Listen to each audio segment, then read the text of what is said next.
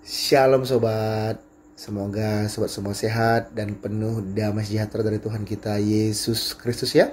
Kali ini saya mau berbagi yang saya pelajari dari Matius 7 ayat 21 sampai 23. Saya baca sobat ya. Bukan setiap orang yang berseru kepadaku Tuhan, Tuhan akan masuk ke dalam kerajaan surga, melainkan dia yang melakukan kehendak Bapakku yang di surga.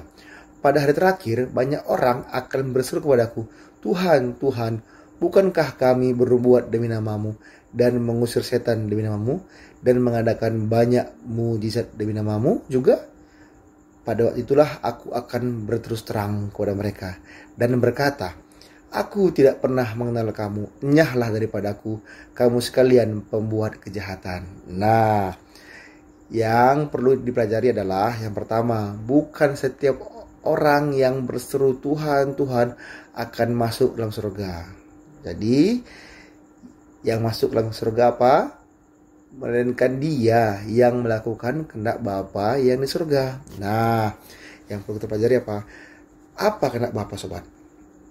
Saya baca ya, kehendak Bapa itu di Yohanes 6 ayat 40. Sebab inilah kehendak Bapakku, yaitu supaya setiap orang yang melihat Anak dan yang percaya kepadanya beroleh hidup yang kekal, dan supaya aku membangkitkannya pada akhir zaman. Jadi kalau kita ingin melakukan kehendak Bapa, yaitu harus percaya kepada Tuhan Yesus Kristus. Itulah kehendak Bapa. Jadi bukan hanya berseru Tuhan, Tuhan akan masuk surga, tapi melakukan kehendak Bapa. Kehendak Bapa itu apa sobat? Yaitu supaya setiap orang yang melihat Anak, yang melihat Tuhan Yesus Kristus, dan yang percaya kepadanya beroleh hidup yang kekal, dan supaya aku membangkitkannya pada akhir zaman. Supaya Tuhan Yesus membangkitkannya pada akhir zaman, maksudnya melihat Anak dan yang percaya kepada Anak. Maksudnya apa sobat? Menerima Tuhan Yesus Kristus sebagai Tuhan dan Juru Selamatnya.